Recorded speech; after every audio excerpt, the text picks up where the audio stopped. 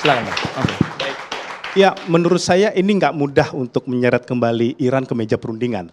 Karena Iran sudah tidak percaya lagi adanya perundingan nuklir dengan Amerika Serikat. Walaupun Trump mencoba untuk membawa Teheran untuk kembali bernegosiasi, berdiplomasi, menurut saya ini bukan hal yang mudah. Kenapa? Karena sebelum terjadinya serangan Netanyahu, kita ingat ya, sudah hampir ada kesepakatan negosiasi nuklir.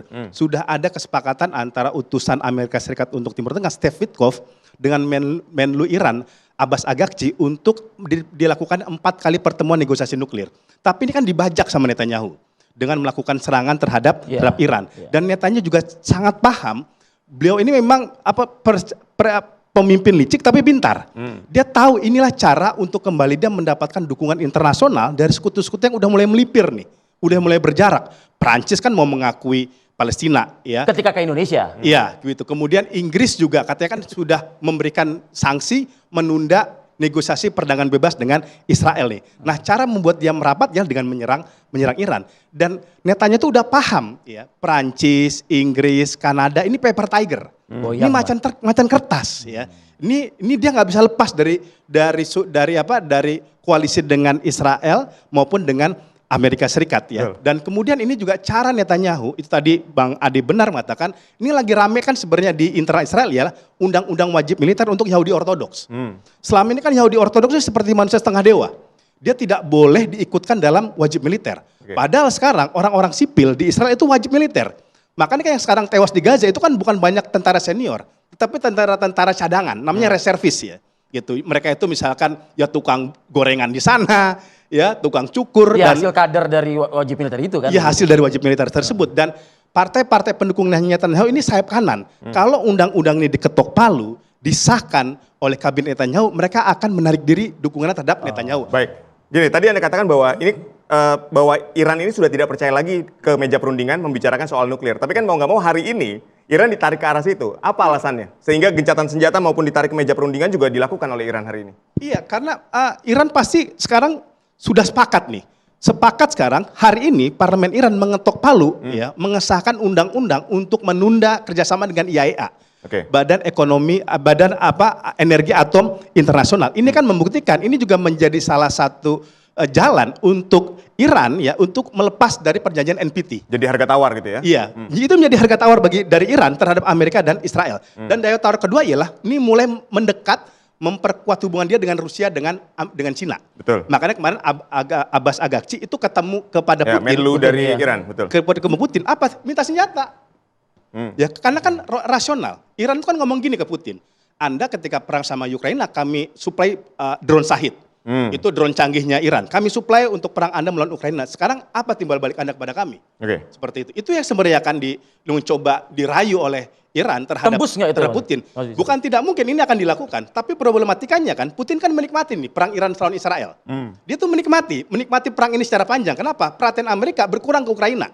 Sekarang Zelensky ngeri-ngeri sedap. Gara-gara perang Iran sama Israel, nggak ada lagi tuh bantuan kepada Ukraine. Stop seperti itu. Ya? Stop kepada Ukraine. Kemudian ini jangan lupa, serangan Amerika kepada Iran ini juga pesan kepada Cina. Ya, bahwa pertarungan mereka pertarungan di antara mereka ini sebenarnya pertarungan geopolitik. Sama seperti ke India menyerang Pakistan. Ini kan restunya Amerika untuk memberikan pesan kepada Pakistan, Anda jangan dekat-dekat sama Cina. Seperti itu ya. Makanya ini bukan tidak mungkin akan menguat nih aliansi sekutu geopolitik antara Iran, Korea Utara, Rusia, Cina dengan blok Israel, Amerika dan Uni Eropa. Baik. Reza. Silakan Pak Reza. Tentunya pihak Barat itu ingin menarik Iran ke dalam meja perundingan. Tapi Iran punya standar yang tinggi. Sebelum saya berunding dengan Anda, siapapun Anda, ada prakondisi. Prakondisi Anda ngaku dulu Anda yang nyerang. Sesuai pasal 51, maka saya berhak mempertahankan diri. Pihak pasal 51 dari Piagam PBB kan. Berhak mempertahankan diri, mempertahankan namanya territorial integrity and sovereignty, dan saya balas. Itu dulu, jangan Anda lihat saya menyerang Israel, jangan Anda lihat saya menyerang pangkalan Amerika Serikat di Timur Tengah, tapi saya diserang, saya wajib mempertahankan diri, itu satu. Kemudian prakondisi ini namanya. Prakondisi yang kedua adalah, kalaupun nanti kita mau negosiasi, saya minta tambahan satu syarat, yakni Palestina harus ada di situ.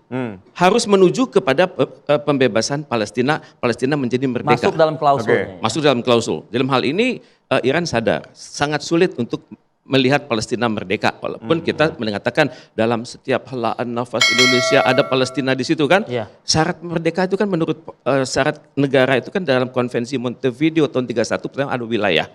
Wilayahnya makin kecil dari tahun 48 sampai sekarang wilayah Palestina itu dari gede jadi sangat kecil. Kecil, betul. Itu kemudian syarat penduduk Palestina tuh udah makin kecil, terpencar-pencar. Terpencar-pencar dan seringkali kita nggak tahu ini Palestina yang mana gitu. Dan yang ketiga adalah kemampuan mengelola negara. Kemampuan mengelola negara sudah semakin kecil karena target pembunuhan dari Israel adalah wanita dan anak-anak dan generasi muda.